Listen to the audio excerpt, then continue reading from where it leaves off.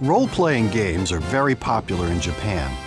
So when Sony Corporation planned to introduce its PlayStation console, they decided to offer a spectacular RPG to show off the new platform's capabilities. That was the beginning of the saga that is Ark the Lad.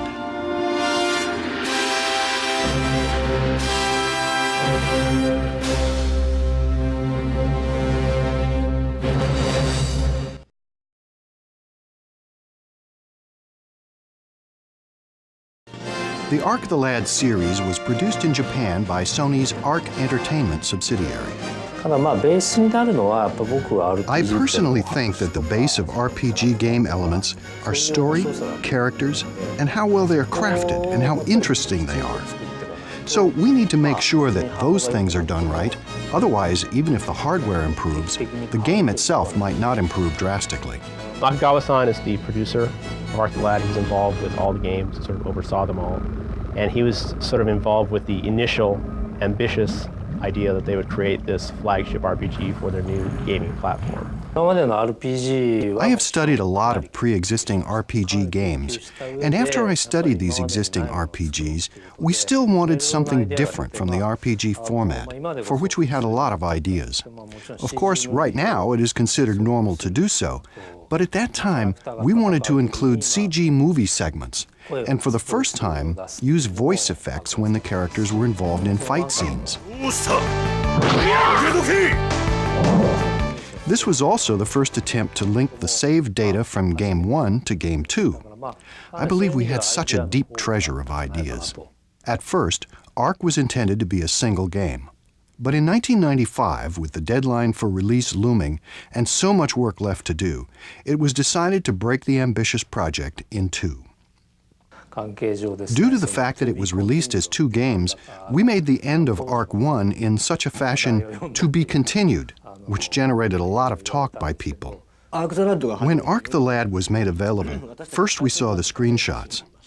To tell you the truth, at that time, I wasn't that surprised. However, when we actually played the games, we were very surprised. It was a very high-quality presentation, and the sounds and the characters' actual speaking and that kind of thing was placed all throughout the game. This kind of RPG never existed in a platform before the introduction of the PlayStation hardware. On the battle maps, most of the characters have 6 or 8 frames of animation detailing what they do, which allows the character to be more expressive. Whereas most games usually use 2 or 3 frames for each character. Ark the Lad 2 was released with great success in November of 1996. Fans could now take advantage of the PlayStation's unique memory system. The memory system is really cool because you can bring saves from Ark 1 forward to Ark 2 and then Ark 2 saves to Ark 3.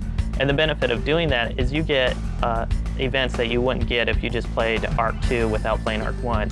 By bringing your saves forward, you get hidden events, secret items, and the biggest benefit of that is primarily in Ark 2 because you get this whole event with Choco.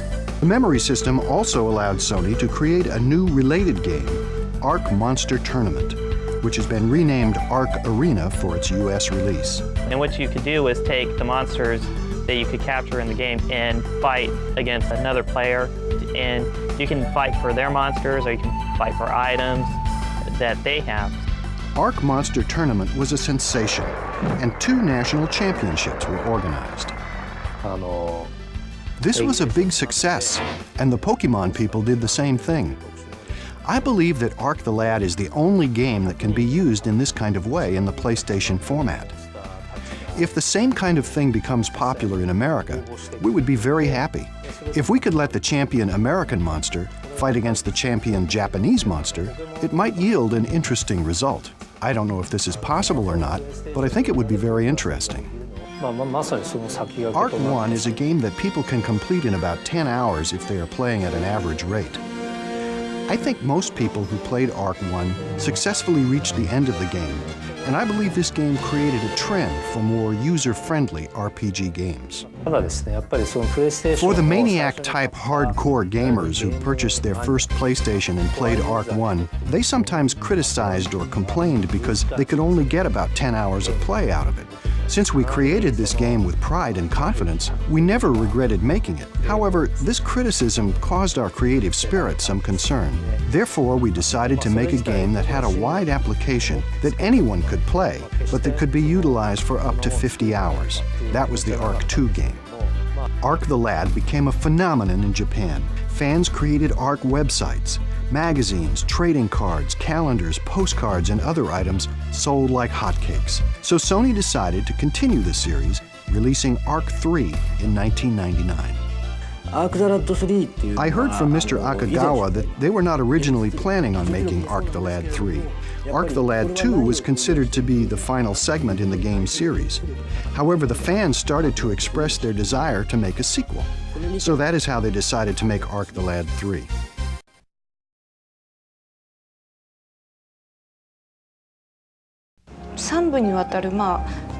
This is a long story written in 3 parts. All 3 series have different main characters. Each main character has their own unique personality. The story is kind of dark. However, each of these main characters opposes the bad forces. I found it interesting the way the main characters fight against the evil forces, the way they fight and stand up for justice, even when these characters were in desperate circumstances.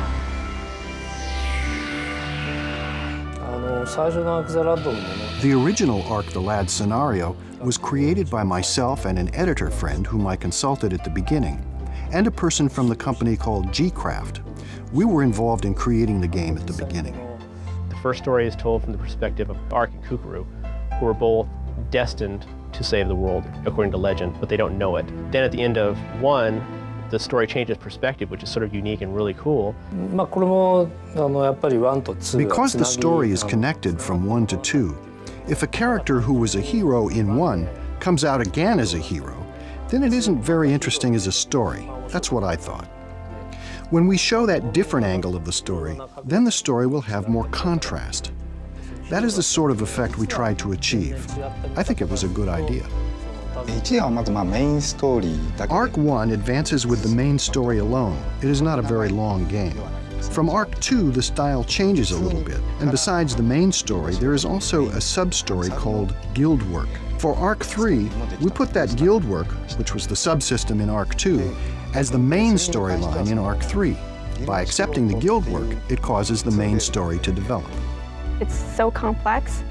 There are so many things to do, so many extra things, so many side quests or jobs to take on, that just playing through the storyline, you'd be missing half the game. In ARK 3, there is a place in the sub-scenario where you have to clear certain events in order for the heroine to become your partner. There are also some events you cannot see unless you fail at that juncture. Sometimes by failing, you can see more interesting or funny events as a consequence. So in that sense, there are some hidden avenues in the game. Love, hate, good, evil, death, life, rebirth, destruction. I mean, all the major themes are touched on, and in a much more serious and realistic way than most or all RPGs that have come before for console systems. I really like the beginning of ARK 2, when you see it pan over and everybody gets shot. That was just really cool. They all just fall down, blood coming out. Like, totally didn't expect that in an RPG. A lot of death, a lot of blood, a lot of people getting crushed. I like the one scene where the guy gets slammed against the wall and turns into slime. That was really cool. Yeah, I like gruesome things.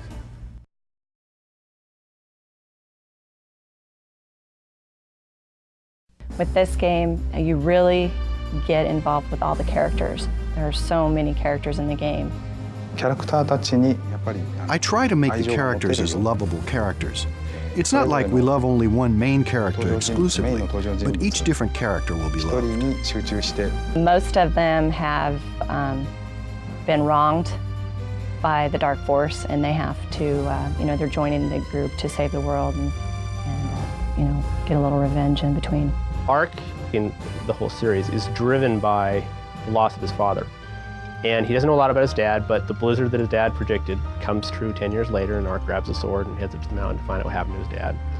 And that runs through the whole story until he finds out what happened to his dad. Kukuru's motivation is, she's a descendant of the Sacred Clan, the clan of White.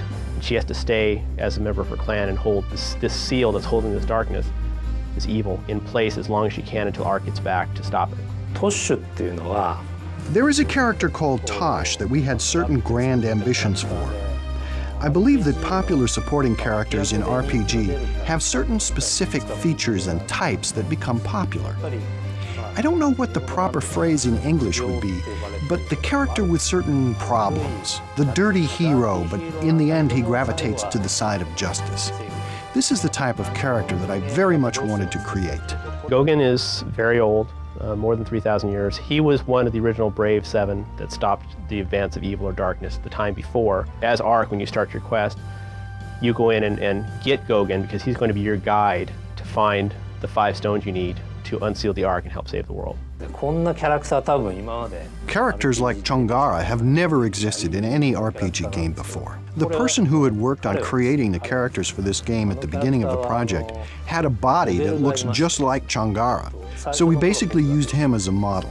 So henceforth, this character became a rather memorable character for me. Just like with Ark, Elk is also driven because, you know, when Elk is a child, he sees his family killed, his whole tribe killed, as a matter of fact, but he's driven by hate and the need for revenge. But that turns into something else as the story progresses, which is another one of the underlying themes, is that hate never produces anything but hate. Well, I like Deepbeck the best. He's a robot. You get him in Vilmer's lab, each power unit you attach to him gives him more abilities. So you then take him back to the lab, put him on a pedestal, and you can give his experience to any other character and power characters up really high just by, you know, leeching off Deepbeck's experience, because he can't use it himself because he's not a human. 主人公のアレクが Alec is a very straightforward, kind, and courageous type character. And that is the traditional boys heroic type character. The character Lutz was a secondary comic and energetic character. Those two characters in combination existed before I started working on the project. So for those two characters, I tried to extend and enhance their character without altering their basic characteristics. Everybody has a little bit of pain in the game. They all have some sort of personal tragedy, and they all band together to rise above that. そうですね、まずキャラクター When I come up with the character ideas, rather than using good aspects of characters, the shortcomings of the characters are more important. I think these faults of character are more interesting. For example, Lutz is clownish, and that is his shortcoming. But that is also his endearing aspect. So I tell myself that character shortcomings are the key to attractiveness. My favorite character is definitely Tosh because he is hot. And I have a thing for redheaded samurai dudes that really kick butt. And he sounds like this. Shinjuku! Favorite character is probably Shingara. He has interesting dialect. Hello, baby! That and Daisy Boy, Daisy Boy. Iga, he's very cool. He has really, really good tornado magic. He runs around without a shirt on in the game, so he's really cool. Deepbeck's like, thank you, Anoko-da. Not a huge fan of the voice, but I like the character. I kind of like the vacuum cleaner salesman. I thought he was just kind of mysterious. He's a spy for the King of Nomana, and he has chosen to go undercover as a vacuum cleaner salesman because nobody wants to talk to a vacuum cleaner salesman. まあなんていうか、まあ自分が作ったキャラクターなんであんまり Because I created these characters, I don't really want to rank them. But I think that the Ark character is special. Because Ark's character is the concept we had from the very beginning, I feel that character is very special. The look of each character has a lot to do with how fans feel about them. Ryuichi Kunisue designed the characters for Ark 3. I usually try to have the appearance of the character reflect the personality. We might not receive any suggestions from the scenario writer, and in that case I have a free hand to create what I like. And even when we receive a request from the scenario writer, I might think about it myself sometimes, and when I determine it should be some other certain way, I try to consult with the scenario writer and incorporate that idea into the character. I try to study people carefully, and I try to be very alert to people's expressions of their emotions. For Ark, the age group of the characters was younger than usual, so I watched that particular age group very carefully and created the characters with the mannerisms of that age group. This character, Alec, was supposed to be a boy who was very straightforward and with a very strong sense of righteousness. So I drew the character to reflect that personality, with big eyes and a certain shape of eyebrows. ルッツに関しては、As for Lutz, this character is relatively lighthearted. Although internally he is strong, but on the outside he appears to be lighthearted. So I tried to create an atmosphere of character that is easy to approach and friendly. As for Theo, as you can see, he's an innocent and very childlike boy. One thing that I had in mind for him was to reflect his strong will, so I drew this character with that in mind.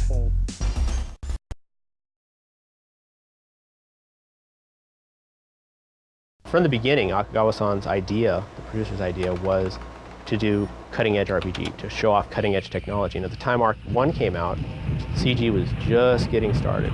Then Arc 2 really takes CG and runs with it, and you can see, how they're starting to model. It was pretty spectacular for the time. And then Arc 3 comes along, and that's another 2 years later, and you can see the evolution of the graphics as well there, where the 3D CG is just really, really great. In Arc 1 and 2, they primarily used CG for, the flying ships and stuff like that, but the characters were never done in 3D. But in Arc 3, they incorporated more of the 3D character design. iDesign is the company that was doing the animation for Arc 3, and they were heavily involved with making 3D environments and 3D animations that were believable for the game. At the time of the release of Arc number 2, character animations were possible, but there were a number of restrictions. For example, from the point of view involving hardware, we couldn't do the characters. But with Arc the Lad number 3, there was an abundance of software applications available, and there were some new software programs that were suitable for character-type animations. At the beginning, we didn't think about putting the characters in the CG movie segments. We created one as an experiment, and it was received so well that we decided to follow this course of inserting these characters into the movie segments. Of course, we first decide where the movie inserts will be placed, and then we create the storyboard, and then each designer starts the modeling of each character. At first, we usually have either some sort of a design sketch or a higher quality illustration of the subject. So basically, we have this basis for our layout. Then we have a meeting with our clients concerning what kind of image they want to convey. And then we create the images for the screen one at a time. This process is the same with any 3D CG process, and not just limited to game applications. In animation, the most difficult part is illustrating the movement of the hair or clothing items like a cape, that is, any soft object. We tried a variety of different tools, such as a cloth simulator that comes with certain 3D applications, but we found them to be unsatisfactory. So what we did at the end was to use a skeleton bone structure and move it by hand. We created an ocean scene by using the Digital Nature tool, and we also used the Digital Nature tool for the clouds, but it was difficult to achieve the effect. It was very difficult. For Arc the Lad 2, the part that was difficult was that there were many scenes where buildings collapsed. When we use CG, when we illustrate a standing building alone, that is easy. However, if we have to construct a scene with the building crumbling, we have to piece together each of the pieces of the building that break separately. So that was a very difficult process and required a lot of patience. There are 3 people who concentrated on character making. 4 people worked mainly on backgrounds, and the remaining people worked on scene structure and camera operation. We have at least one staff member who draws 2D pictures using software such as Photoshop for the purpose of making texture maps to paste onto the 3D models. And while this staff person works on this aspect of the job, other staff members work on the modeling with 3D computer graphics software. They then make the basic shape that will be utilized to paste the pictures onto. Once we have made the 3D model, then the animation aspect of the job becomes very easy. Moreover, it possesses this realistic sense to it, so it is much preferred, and the end result is fantastic. For Arc the Lad 3, we spent about 4 months total working on it. The number of machines that we had at that time limited us somewhat because we did not have that many. But we utilized these machines 24 hours per day, every day. As for our staff, due to the importance of this job, There were many times when every member of our staff stayed at the office day and night. So in that manner, we worked continuously, and it took us about 4 months.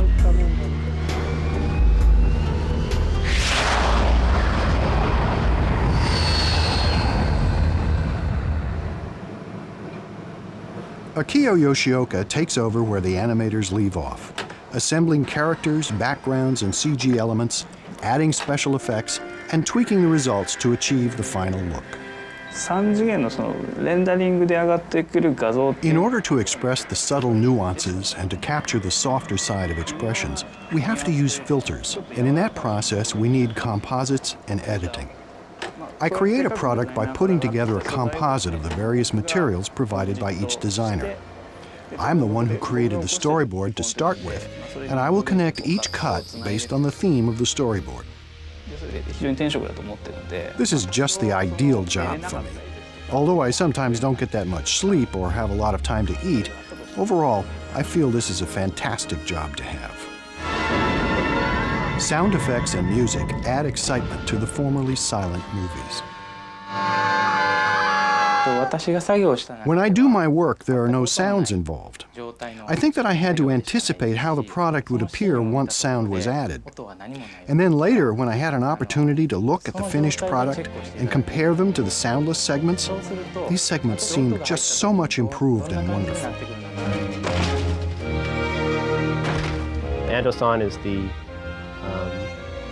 musician, composer, and with Akagawa-san, that's how the first game came to be a landmark in music, because it had the Royal Philharmonic Orchestra, had a live orchestra doing the sound, and that was unheard of at the time. ゲームの音楽をオーケストラにする So, until that time, when people spoke of using an orchestra for a game, it was for the associated records, but it was never in the game. It was just kept for the record only. ゲームの中で So we came up with the idea to use the orchestra for parts of the game itself. ちょっとその Of course, we were worried it might cost a lot of money, so I went to my boss to discuss the situation.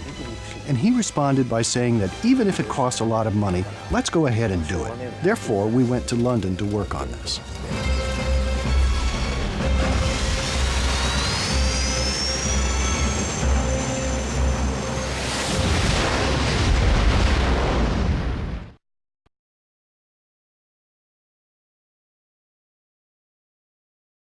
I believe I took on Art Collection because I had a temporary bout of insanity. Working Designs had approached Sony about producing a US version of Arc 1 soon after the game was released in Japan. They asked again after the debut of Arc 2. And when Arc 3 was released, they came up with a bold idea. We approached it as doing all 3 games together in one exclusive box set. And when we approached it that way with Sony of Japan, they were interested in talking to us and licensing the game to us.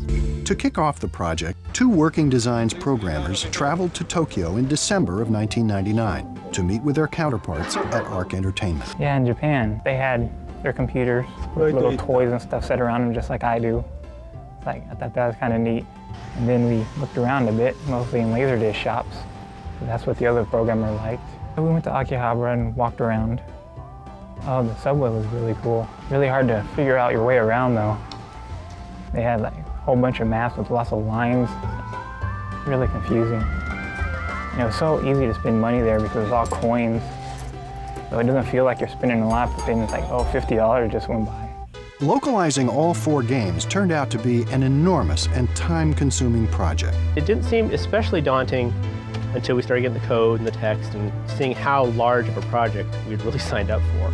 Localizing the game is sort of the standard procedure that we have, but just on a much larger scale, which is you have your regular translation, which is Japanese to English, and you take that, isolate the main story points, and rewrite the game in English using the storyline so that it reads conversationally.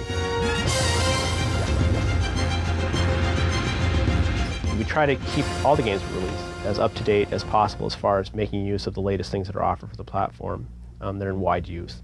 So we added analog, we added DualShock, we added the extra memory card slot so you could save more on one card. The Japanese standard, or sort of the standard in games role-playing, is 3 saves per card. Well, much more than that'll fit on most memory cards. So we generally try to put as many as you can possibly fit on a card. So we increased Arc 1 to 15 saves per card. Arc 2 went from 3 to 7. Arc 3 went up to 15 saves. The interfaces for all three games were slightly different. We tried to unify most of them so that when you go from game to game, you don't really have to read it as much as just feel it. That's one of the things I hate about most games, trying to find my way around menus. The translucency was added to the boxes, so if you can see the battlefield below your screen, see what's going on, whereas before the boxes came up and you couldn't see what was underneath them anymore. You had to like cancel out so you could see what you're doing and then go back in if you forgot. In Arc 1, the movies were done in 16-bit color, but they were originally produced at 24-bit, but they were being played back at 16-bit. So our programmer Ken went back in there and figured out how to run the movies at 24-bit color, which allowed us to have a higher quality movie. So we're trying to increase the playback of the movies in Arc 2 to get rid of some of the artifacting and making them look a lot better. I think the fans in Japan would really like the improvements. I think the people in Japan would have made these improvements if they had time. I think they just probably ran out of time. So they had to release it as it was. They couldn't continue on and make more improvements, which is what we get to do. When you do localizations, you get to make improvements upon games that are already good. You don't have to start from scratch and hope you come out with a decent product. You already know you have one. Just make it better. We get a lot of artwork from Japan, and it's a lot of splicing up of images and being able to separate foreground from background. And we do this because for a package front or for a poster, you need to be able to fit the dimensions. Occasionally I'll actually do a lot of my own art, but I have to mimic the style of the Japanese art so that it looks the same. The computer is purely a tool. You draw the art and then you scan it into the computer. So I use Illustrator. In Illustrator, I pulled all of the scan drawings, and that's where you do all the coloring. That's where you do any sort of editing that you need. Arc the Lad Collection is the largest anthology ever released in the United States. The end of the project is probably the most fun of Arc. It was a monumental task, and finishing it, seeing the end, seeing all the stuff coming together, packaging, seeing the stories get a really good critical reception. But the people were just amazed at how the story is and how deep it is, how much you can do. Really makes us, all of us glad to be involved with the game at this level. I mean, we're all very tired, but we're glad that, we did it. At least I think we're glad. Yeah, we're glad. From the Japanese people's point of view, the way this game is going to be released in the US causes us to be almost envious. And of course, maybe I don't need to say this, but I would like American players to start playing from the beginning of Arc 1, because in Arc 1, you train your character to some extent, and then move on to the next. Japanese players did this over a space of a number of years, and American players can do this also over a shorter period of time. But if you could play each one without hurrying too much, then you would enjoy this game much more. So please enjoy playing it in that fashion.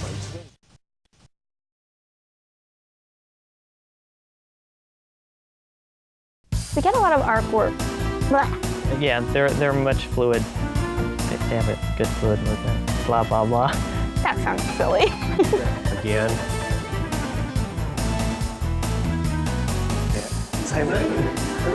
Victor's a lot of fun to work with. He knows just how to joke around and be a total goof off. I just realized I didn't brush my teeth after lunch.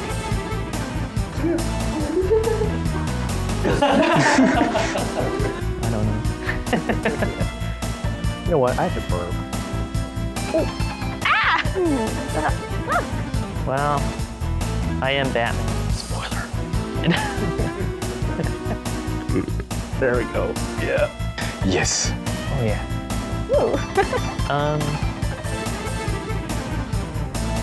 Yeah.